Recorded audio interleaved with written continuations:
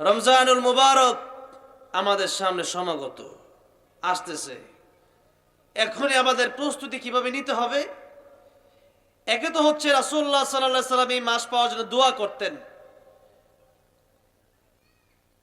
ইমাম আবু বকর জাসসাস রাহমাতুল্লাহ আলাইহি ওনার বিশ্ববিখ্যাত গ্রন্থ আহকামুল কোরআনে লিখেছেন, এই মাসে যারা বেশি বেশি আমল করবে, এই মাসে যারা গুনাহ ছেড়ে দেওয়ার চেষ্টা করবে, গুনাহ ছেড়ে দেবে, এই 4টা মাসে রজব, জিলকদ, জিলহজ, মুহররম, বাকি মাসগুলোতে আল্লাহ রাব্বুল আলামিন তাকে নেক আমল করার, বেশি বেশি নেক আমল করার তৌফিক দিবেন এবং গুনাহ ছেড়ে দেওয়ার তৌফিক দিবেন। সুবহানাল্লাহ পড়েন।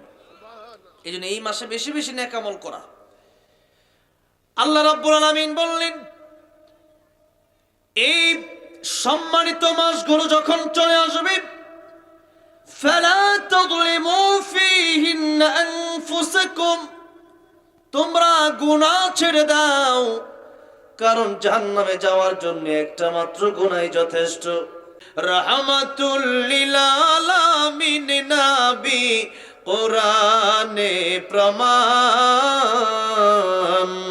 আশিক বিনে কে বুঝিবে আমার দয়ার নবীর শান, উম্মত বিনে কে বুঝিবে আমার দয়ার নবীর শান। খারাপ লাগতেছে?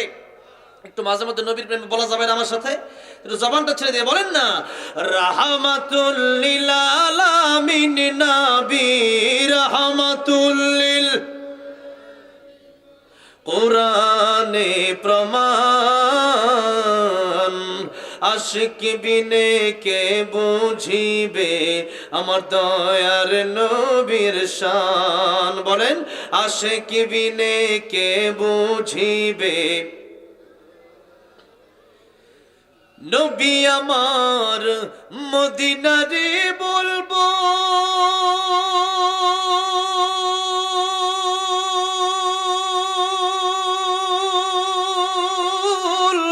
আমার আল্লাহ ভালোবেসে নামটি দিলেন হাবিবে রাসূল। আল্লাহু আকবার বলে, নবী আমার মদিনারে বলবো,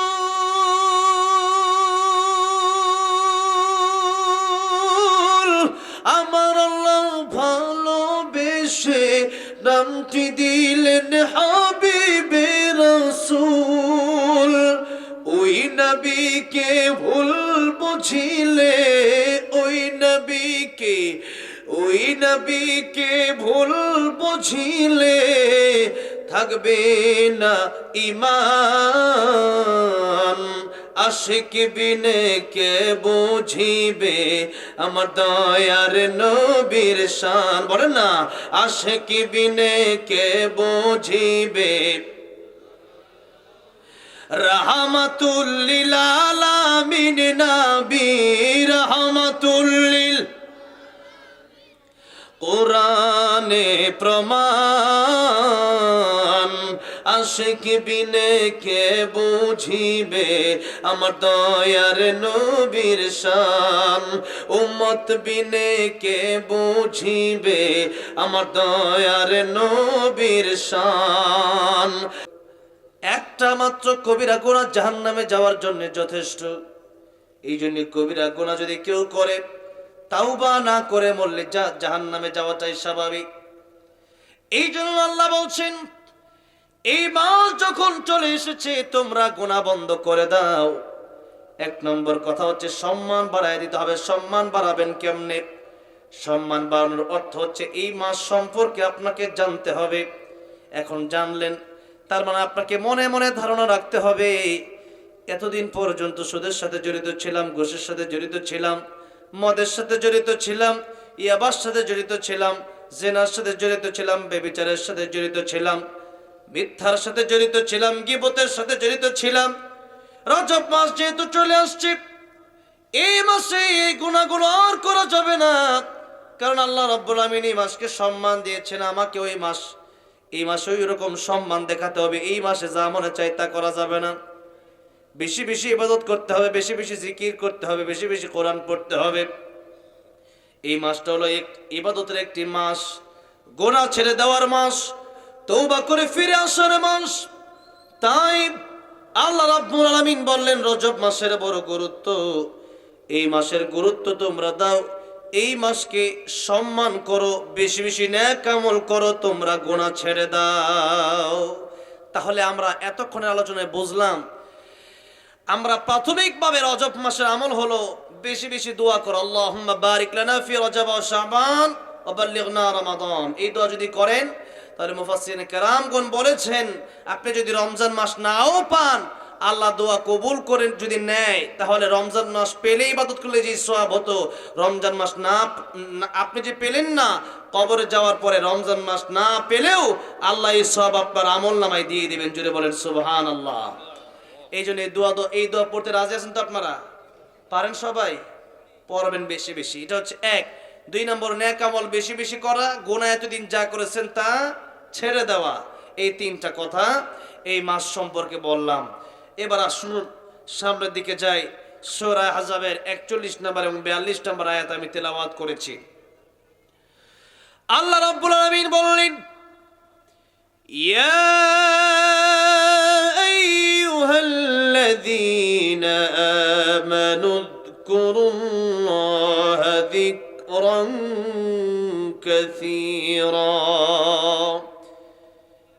হে ঈমানদারেরা, তোমরা আল্লাহ জিকির করো এবং বেশি বেশি জিকির করো।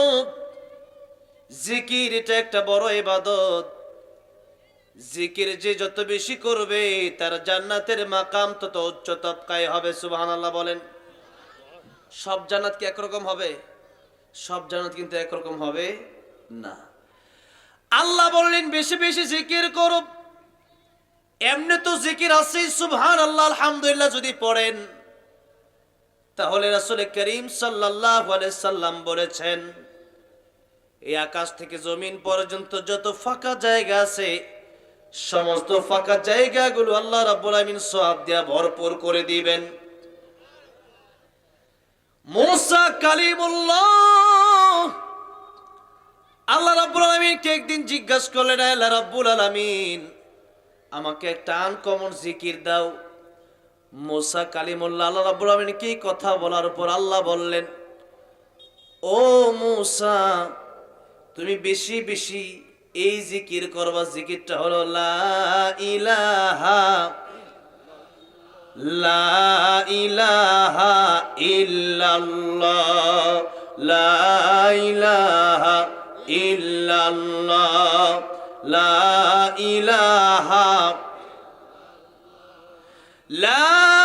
ইলাহা ইল্লাল্লাহ মুহাম্মাদুর রাসূলুল্লাহ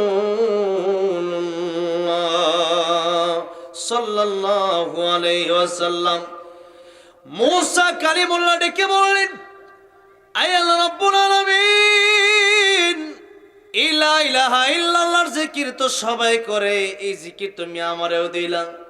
আল্লাহ বলেন, মুসা, এই দুনিয়াতে যা কিছু আছে, লা ইলাহা ইল্লাল্লাহর চাইতে দামি আমার কাছে আর কিছু নাই। সুতরাং তুমি বেশি বেশি লা ইলাহা ইল্লাল্লাহর জিকির করো। জিকির করবেন তো? জিকির করবেন আর বাদ দিবেন গীবত। কি বাদ দিবেন? আমরা বেশি বেশি গীবত করি আর জিকির করি না। গীবত চায়ের স্টলে, এরপরে বিভিন্ন দোকান পাটে, বিভিন্ন রাস্তার মোড়ে মোড়ে, অথবা আমরা যখন বন্ধুর আড্ডা একসাথে হই, তখন আমরা কি করি, আরেকজনের বিরুদ্ধে আমরা একটু বদনাম বলি। তাতে কি লাভ হয়? একটু মজা পাওয়া যায় আর কি, আর তাতে আর কিছু লাভ হয় না। এতটুকু লাভ হয় যে তার বিরুদ্ধে বললে একটু মজা লাগে, এতটুকু লাভ হয়। কিন্তু এর ক্ষতিটা কত বড়! আপনি যে জিকির না করে, আপনি কোরআন তেলাওয়াত না করে, আপনি লা ইলাহা ইল্লাল্লাহ পড়েন, লাভ হবে। সুবহানাল্লাহ পড়েন, আলহামদুলিল্লাহ পড়েন, লাভ হবে। কিন্তু তা না করে আপনি যখন এই গীবত করতেছেন, তখন ক্ষতিটা কত বড়! প্রথমে একটু কোরআন থেকে বলি, তারপরে হাদিস শরীফ থেকে বলি, এরপরে সামনের দিকে যাব। আল্লাহ রাব্বুল আলামিন বললেন সূরা হুজুরাত, ওয়ালা ইয়াগতাব বা'দুকুম বা'দা আইয়ুহিব্বু আহাদুকুম আন يأكل لحم أخيه ميتا فكرهتموه আল্লাহ বললেন তোমরা একজন আরেকজনের বিরুদ্ধে গীবত করো না। আইয়ুহিব্বু আহাদুকুম তোমাদের মধ্যে কেউ এমনটা কি পছন্দ করো আইয়াকুলা লাহমা আখিহি মাইতা যে তোমরা তোমাদের মৃত ভাইয়ের কাঁচা গোশত খাবা। আল্লাহ বললেন ফাকারিহতুমু আমি আল্লাহ জানি তা তোমরা অপছন্দ করো। কেউ কি কোনোদিন মৃত ভাইয়ের কাঁচা গোশত খেয়েছে? খাইছে? খায় নাই। আল্লাহ বলছেন এটাকে যেমন তোমরা অপছন্দ করো, গীবত করা মানে মৃত ভাইয়ের কাঁচা গোশত খাওয়া এত জঘন্যতম কাজ। এবার একটু হাদিসের দিকে যাব, লক্ষ্য করেন। ইমাম সুফিয়ান সাউরি রাহমাতুল্লাহ আলাইহি তিনি একদিন তার খাদেমকে ডেকে বলেন, ও খাদেম শোনো, কিছু টাকা পয়সা সোনা দানা কিছু অর্থ সম্পদ তোমার আমি দিলাম, এই অর্থ সম্পদ গুলা তুমি ওই লোককে দিয়ে আসবা যে লোক আমার বিরুদ্ধে গীবত বলে। খাদেম ডেকে বলল, হুজুর আপনার বিরুদ্ধে বদনাম বলে আপনার বিরুদ্ধে গীবত করি তাকে এত টাকা পয়সা আপনি দিলেন, অথচ আমি না আপনার খাদেম, কষ্ট তো আমি আপনার জন্য করি, আপনি আমার কিছু টাকা পয়সা দেন, তা না দিয়ে তারা দিচ্ছেন কেন? হুজুর ডেকে বলছেন, ও খাদেম শোনো, ওই বেটা এত বড় উপকার আমার করে দিল, কিয়ামতের ময়দানে এত বড় উপকার আমার মা বাবাও আমার জন্য করবে না।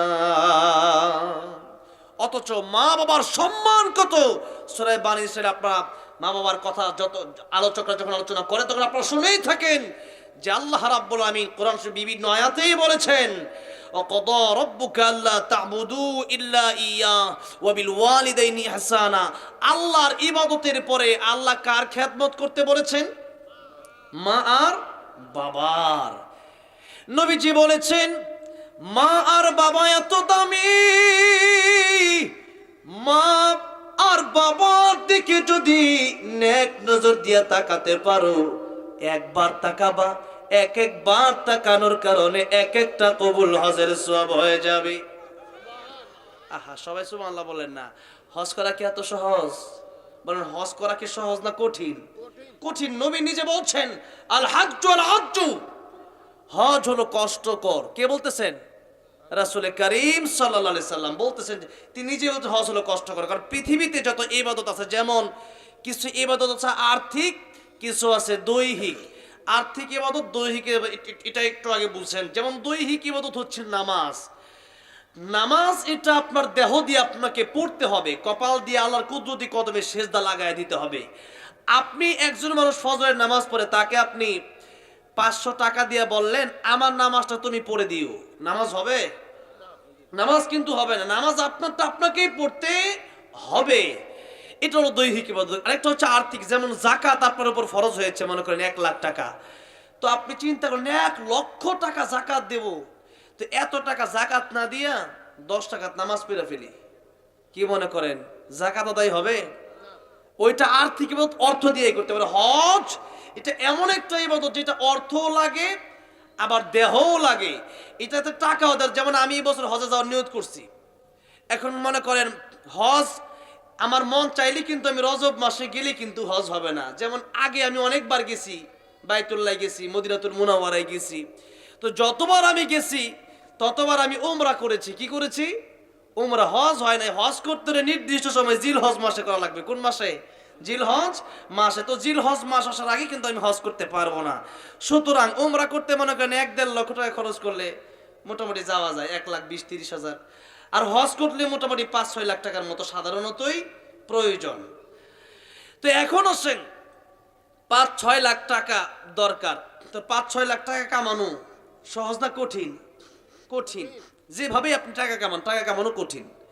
তো 5-6 লাখ টাকা দিয়ে আপনি হজে যাবেন, এই টাকা দিয়ে দিলেন তার মানে শেষ না, কিন্তু এটা আপনি অর্থ দিলেন। এবার দেহের কাজ শুরু। পাসপোর্ট অফিসে যান, ফিঙ্গারপ্রিন্ট দেন, পাসপোর্ট বানান, ভিসা করেন, ট্রাভেলসে যান, টিকিট করেন, বিমানে উঠেন, লম্বা জার্নি করেন, এরপরে আপনি তোয়াফ করেন, সাই করেন, মিনায় যান, মুজদালিফায় যান, আরাফায় যান, কোরবানি করেন, অনেক কাজ। এত কাজ করার পরে আপনার হজ কবুল হইল কি হইল না তা কিন্তু জানা নাই। আর হজ করা যায় বছরে কয়বার? কয়বার? একবার। আর বলেন তো দৈনিক মা বাপের দিকে তাকানো যায় কয়বার? বলে না কয়বার? অনেকবার, অসংখ্যবার, মেলাবার তাকানো যায়, এতবার তাকানো যায়। আর আপনি মনে করতেছেন জীবনে যদি একবার কেউ হজে যেতে পারে, তখন মাইকিন করে, কি করে? মাইকিন সবাইকে বলে যে আমি হজে যাচ্ছি। কোথায় যাচ্ছি? হজে যাচ্ছি, তুমি বলে দিও যে হজে যাচ্ছি। এখন ওই সময় ঠিকই বলে, কিন্তু ওইটাও হজটাকে কবুল হচ্ছে কি হচ্ছে না কিন্তু তা জানা নাই। কিন্তু নবী বলেন মায়ের দিকে একবার তাকাবা, বাপের দিকে একবার তাকাবা, তাকানোর সাথে সাথে কবুল হজের সওয়াব। এত সহজ ওয়াজ যদি আপনারা না মানেন তাহলে আর ওয়াজ কি শুনবেন বলেন? মায়ের দিকে তাকাইলে কবুল হজের সওয়াব, বাপের দিকে তাকাইলে কবুল হজের সওয়াব। সাহাবী জিজ্ঞেস করলেন, ইয়া রাসূলুল্লাহ, ইয়া হাবিবাল্লাহ, আপনি বলেছেন একবার তাকালে একটা কবুল হজের সওয়াব, আমি যদি 100 বার তাকাই কয়টা কবুল হজের সওয়াব হবে?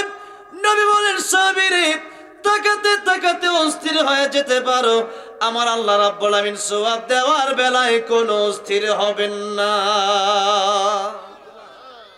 তুমি যতবার তাকাবা ততবারই আল্লাহ তোমাকে সওয়াব দিবেন।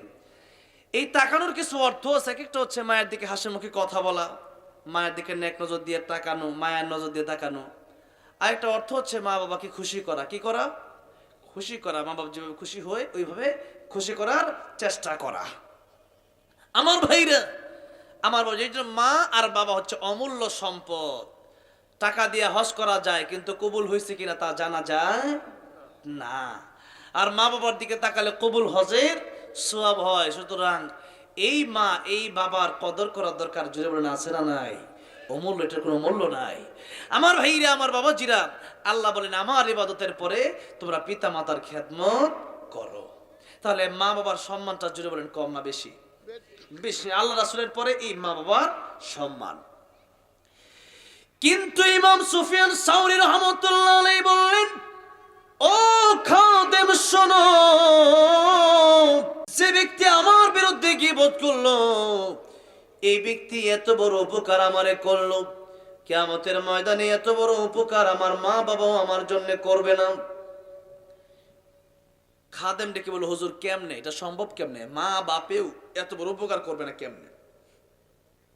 এবার একটু লক্ষ্য করে দেখেন সূরা আবাসী, আল্লাহ বললেন, ইয়াউমা ইয়াফিরুল মারউ মিন আখিহি ওয়া উম্মিহি ওয়া আবিহি ওয়া সাহিবাতিহি ওয়া বানিহি।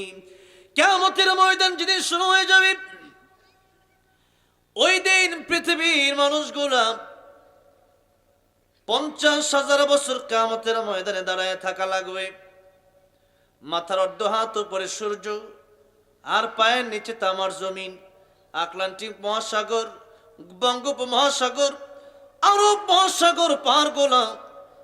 সাগর তো থাকবেই না, সব আল্লাহ তামা বানায় দিবেন, পাহাড়গুলা সমতল করে দিবেন।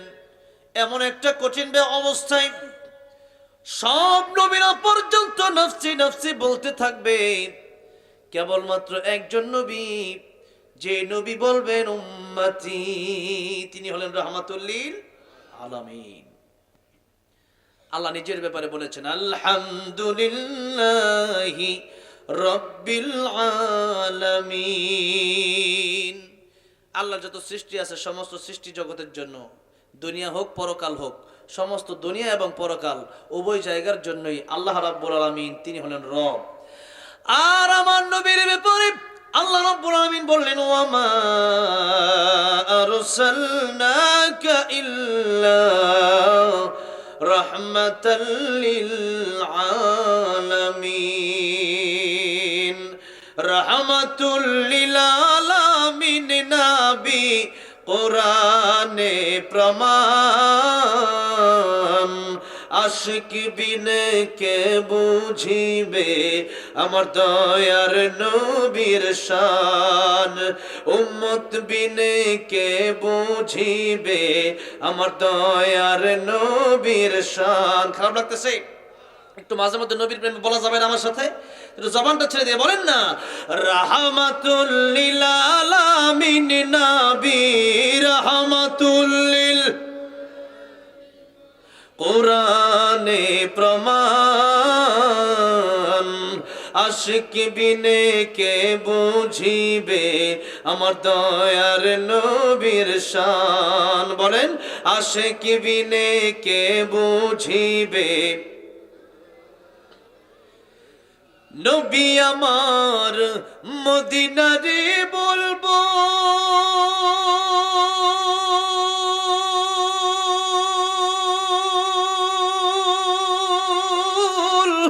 আমার আল্লাহ ভালোবেসে নামটি দিলেন হাবিবে রাসূল। আল্লাহু আকবার বলেন। নবী আমার মদিনারে বলবো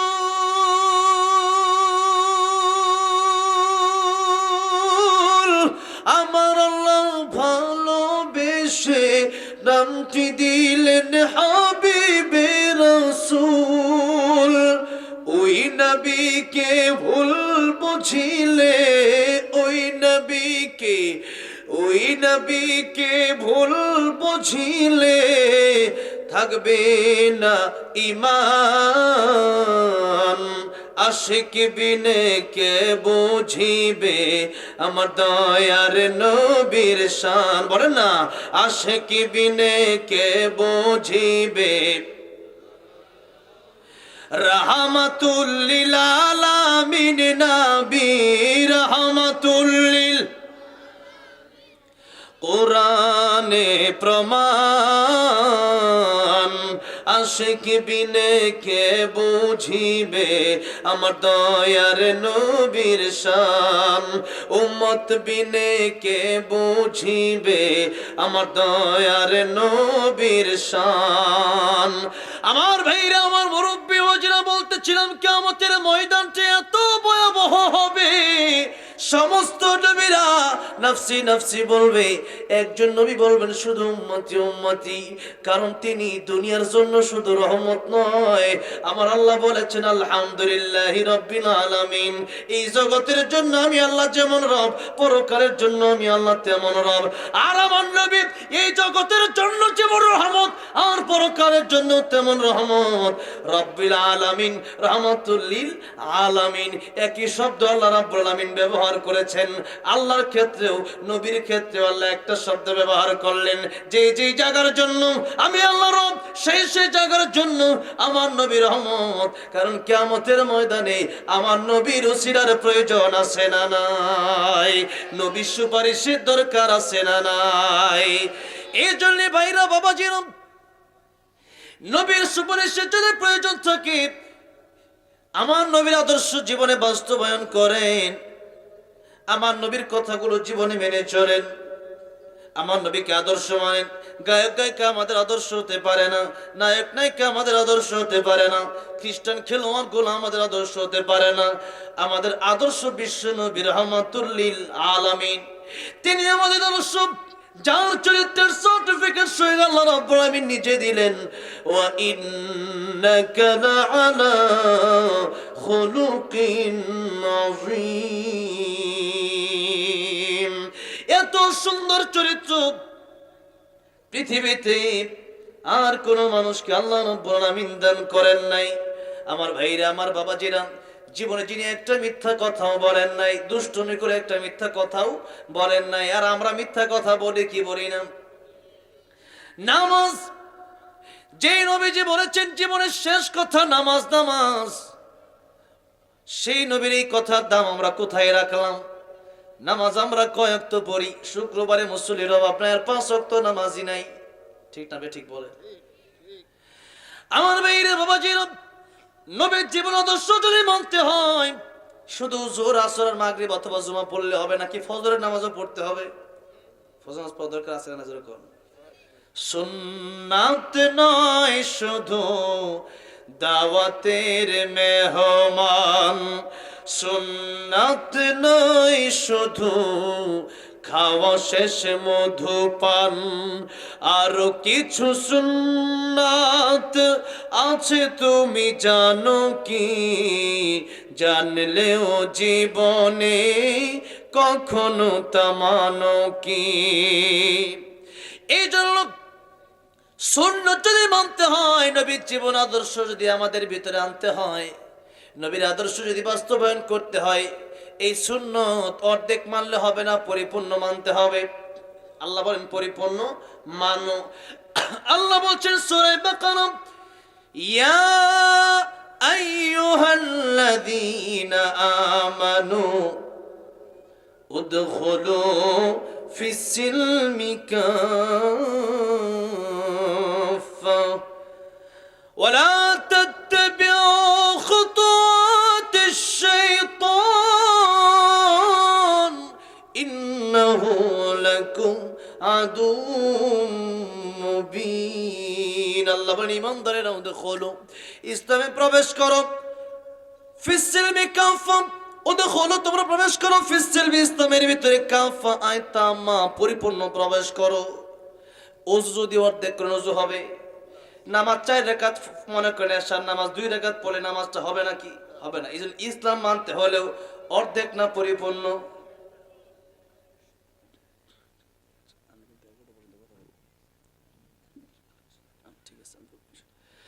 আমার ভাইরা, আমার বাবাজিরা, এই জন্য ইসলাম যদি মানতে হয় এই কথা মনে রাখতে হবে, আমার নবী যেইভাবে বলেছেন ওইভাবে আমাকে চলতে হবে। কিছু মানলাম কিছু মানলাম না তা হবে না। আমার ভাইরা, আমার বাবাজিরা, বলতেছিলাম কিয়ামতের ময়দানে আমার নবী ছাড়া সবাই বলবেন নাফসি নাফসি, আমাকে বাঁচাও, আমার কি উপায় হবে, আজকে আমার কি উপায় হবে? সেই কিয়ামতের কঠিন ময়দানে আল্লাহ বলতেছেন তোমার ভাই কাজে আসবে না, বোন কাজে আসবে না, মা কাজে আসবে না, বাপ কাজে আসবে না। কি বললেন? ইয়াউমা ইয়াফিরুল মারউ মিন আখি ওয়া উম্মিহি ওয়া আবি। কার কথা এগুলা? আল্লাহর কথা। সূরা আবাসে আল্লাহ বললেন মা কাজে আসবে না, ভাই কাজে আসবে না, বোন কাজে আসবে না, বন্ধুদের কাজে আসবে না। মা বলবে আমার কোনো সন্তান নাই, কাউরে আমি চিনি না। সেই বিপদের দিনে মানুষের হক যারা মেরে খায় তাদের কিন্তু নিস্তার হবে না। মানুষের হক যদি কেউ মেরে খায় তাহলে তার নেক আমল তার অনিচ্ছা সত্ত্বেও তারে দিয়ে দেওয়া লাগবে। আর মানুষের হক খাওয়ার মধ্যে একটা হলো এই দুনিয়ার মানুষের টাকা পয়সা জমি জমা আত্মসাৎ করা, বোনের হক খাওয়া, ভাইয়ের হক নিয়ে নেওয়া, ইতিমের হক খাওয়া, মিসকিনের হক নিয়ে নেওয়া, যাকাতের টাকা খেয়ে মানে নিজের ব্যাংকে রেখে দেওয়া, এইগুলো হচ্ছে মানুষের হক খাওয়া।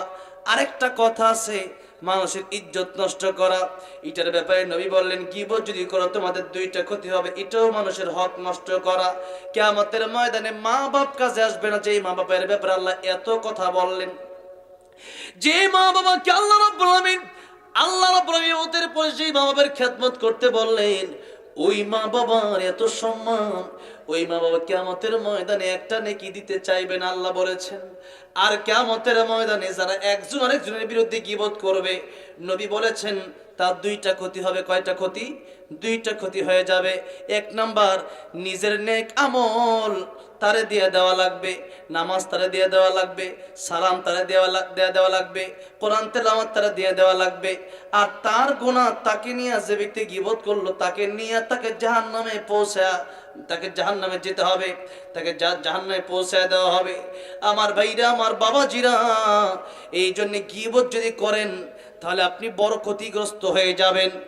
এই জন্য আমার ভাইরা, আমার বাবাজিরা, গীবত যদি করেন এটা আপনার জন্য অত্যন্ত ক্ষতিকর, কিয়ামতের ময়দানে জাহান্নামে যাওয়ার কারণ।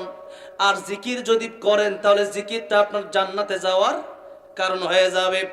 আমার ভাইরা, আমার বাবাজিরা, এবার আসেন জিকির শব্দের কয়েকটা ব্যাখ্যা আমি বলে আলোচনা আমি শেষ করব। জিকির শব্দের 5টা প্রধানত ব্যাখ্যা লিখেছেন তাফসিরে কাবিরে ইমাম ফখরুদ্দিন রাজি রাহমাতুল্লাহ আলাইহি। কয়টা? কয়টা? 5টা। 1 নম্বরে, আর এই সবগুলো আল্লাহ নিজেই বর্ণনা দিচ্ছেন। আল্লাহ বলছেন ইন্না নাহনু নাযালনা যিকরা ওয়া ইন্না লাহু লাহাফিযুন। আল্লাহ বলছেন যে আমি জিকির নাজিল করেছি আর এই জিকিরের হেফাজত আমি আল্লাহ করব। কিন্তু এই তরজমাটা এভাবে লেখা হয় নাই। এই তরজমাটা লেখা হয়েছে কিভাবে? আপনি তাফসিরে কাবির খোলেন, তাফসিরে মারিফুল কোরআন খোলেন, তাফসিরে ইবনে কাসির খোলেন, তাফসিরে কুরতুবী খোলেন, তাফসিরে মাজারি খোলেন, যে তাফসিরে আপনি খুলবেন, তাফসির খুলে দেখবেন যে এটাই লেখা যে আমি আল্লাহ কোরআন নাজিল করেছি আর কোরআনের হেফাজত করবেন কে? কোরআনের হেফাজত করবেন কে? আল্লাহ।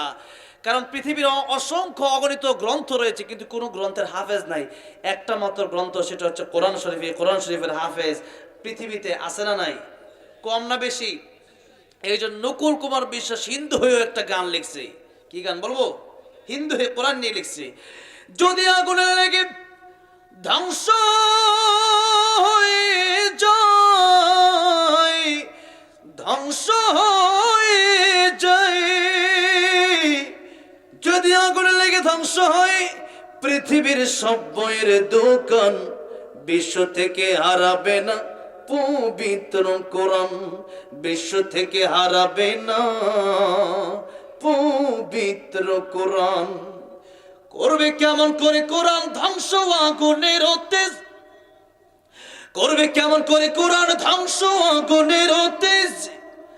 আছে বিশ্ব বড় গণিত কোরআনে হাফেজ, তারা আমার ছাপি আসমানি গ্রন্থ, বাঁচাবে কোরআনের সম্মান, বিশ্ব থেকে হারাবে না পবিত্র কোরআন, বিশ্ব থেকে হারাবে না পবিত্র কোরআন। কথা ঠিক না বেঠি?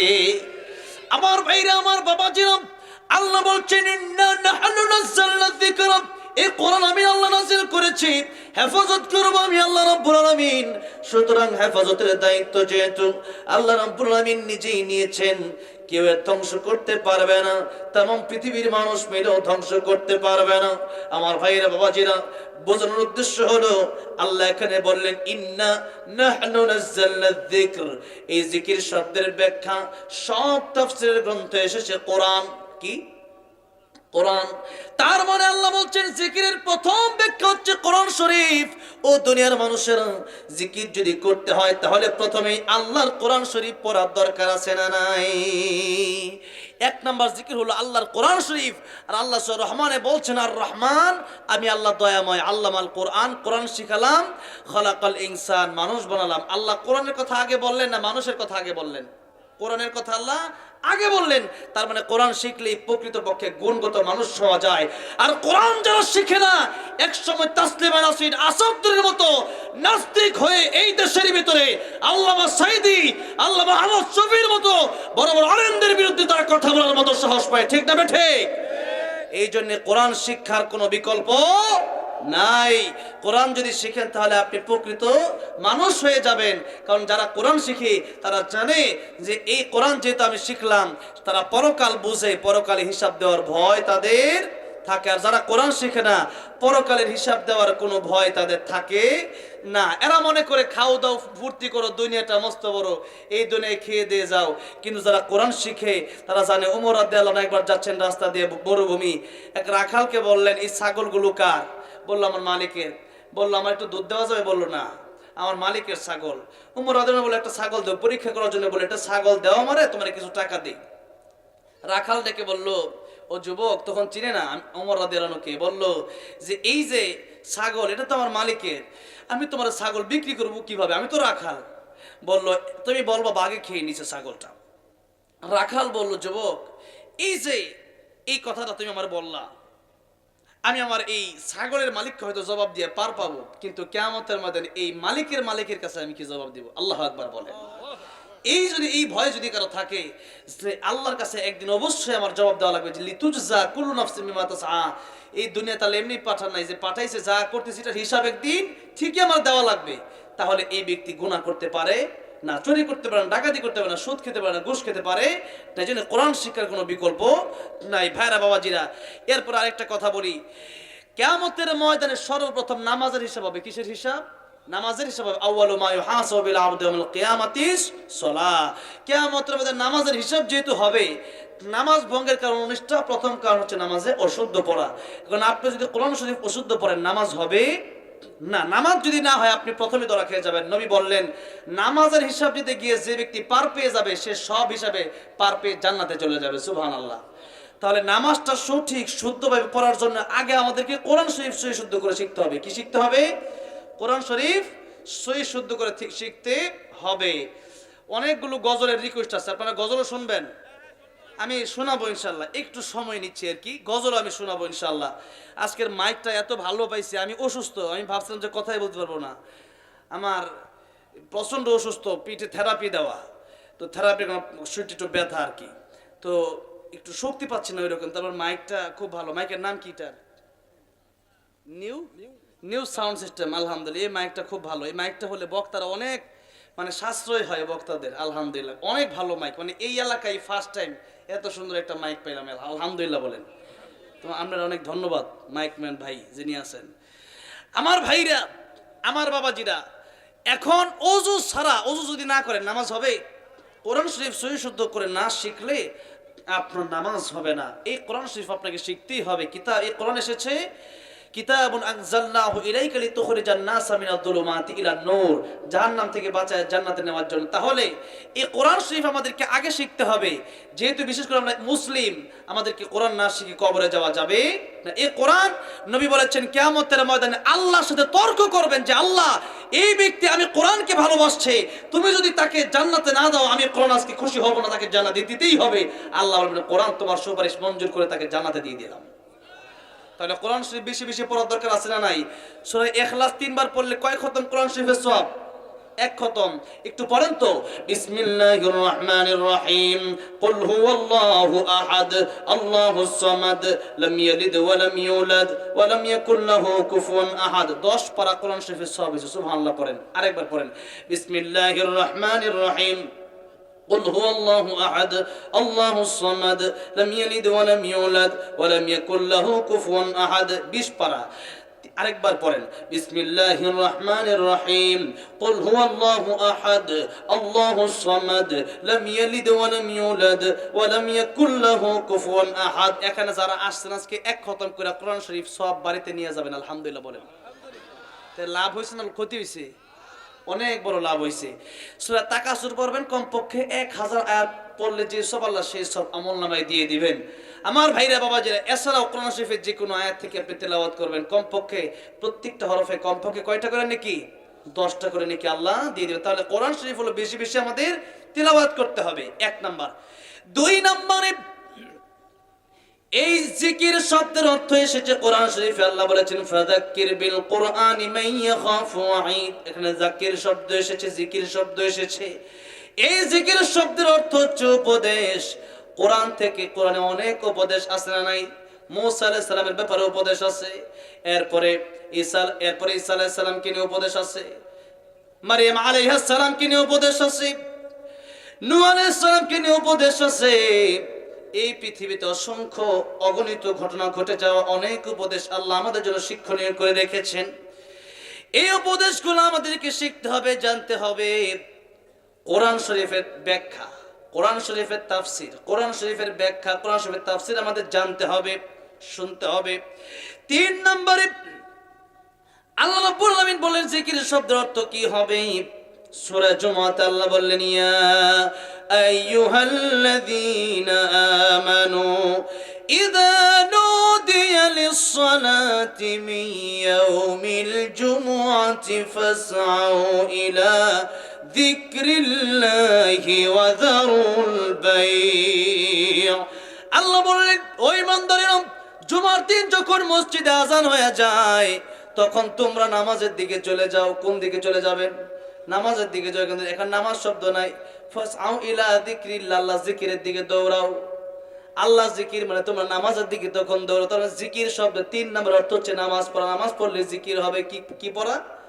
নামাজ পড়া। তাহলে পড়বেন তো নামাজ? হ্যাঁ, যেহেতু কিয়ামতের ময়দানে এটাই আপনার প্রথম হিসাব হবে।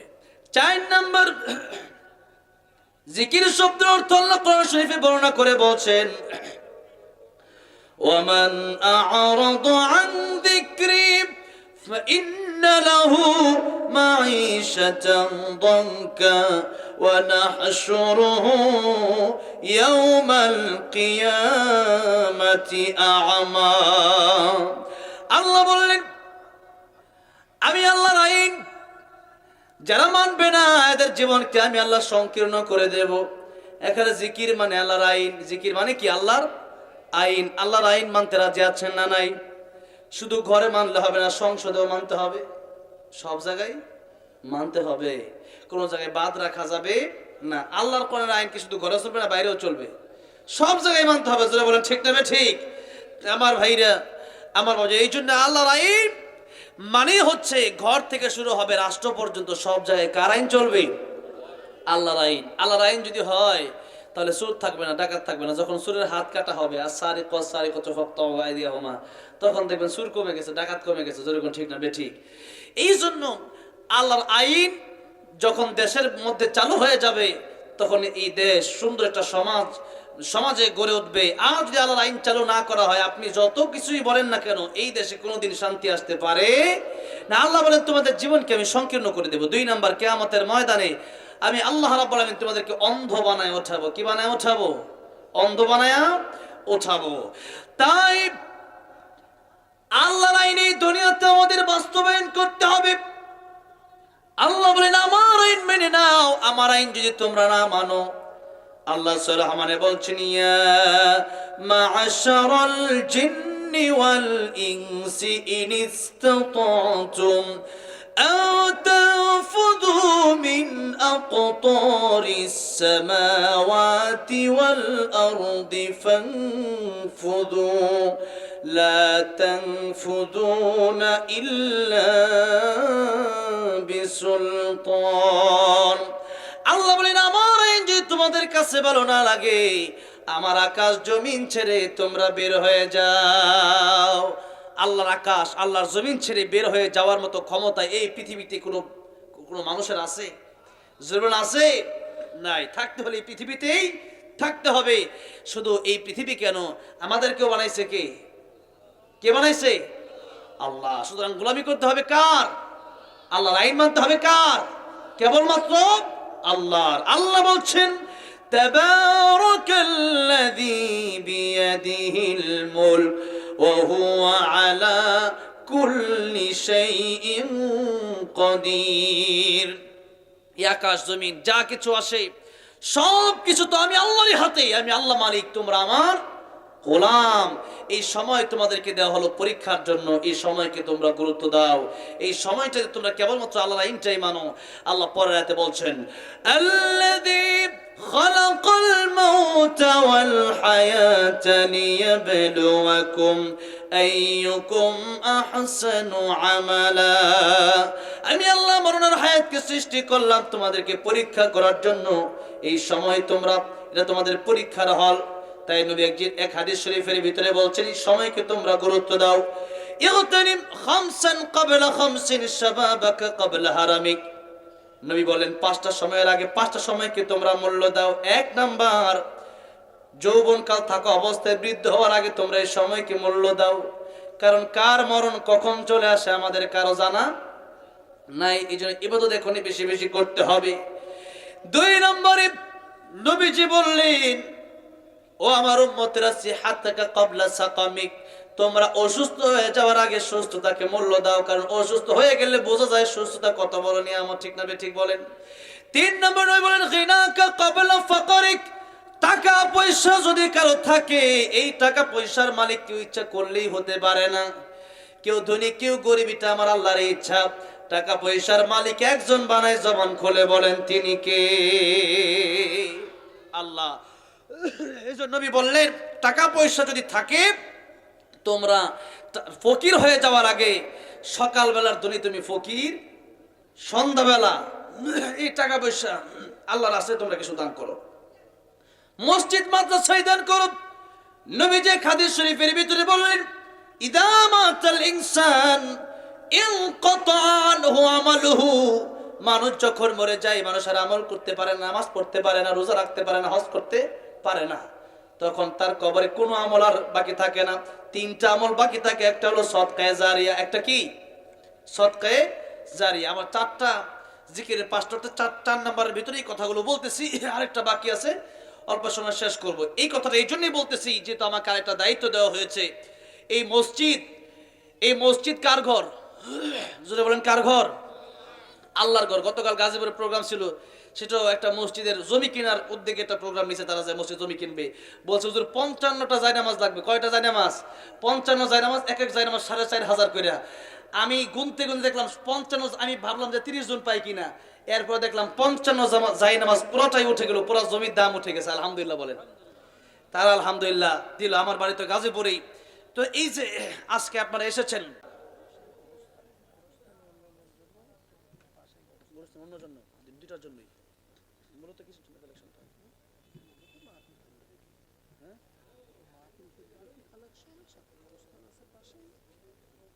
মূলত কোনটা এটা আমাকে বলতে হবে। ও ও আচ্ছা, ঠিক আছে, ঠিক, আচ্ছা যাক।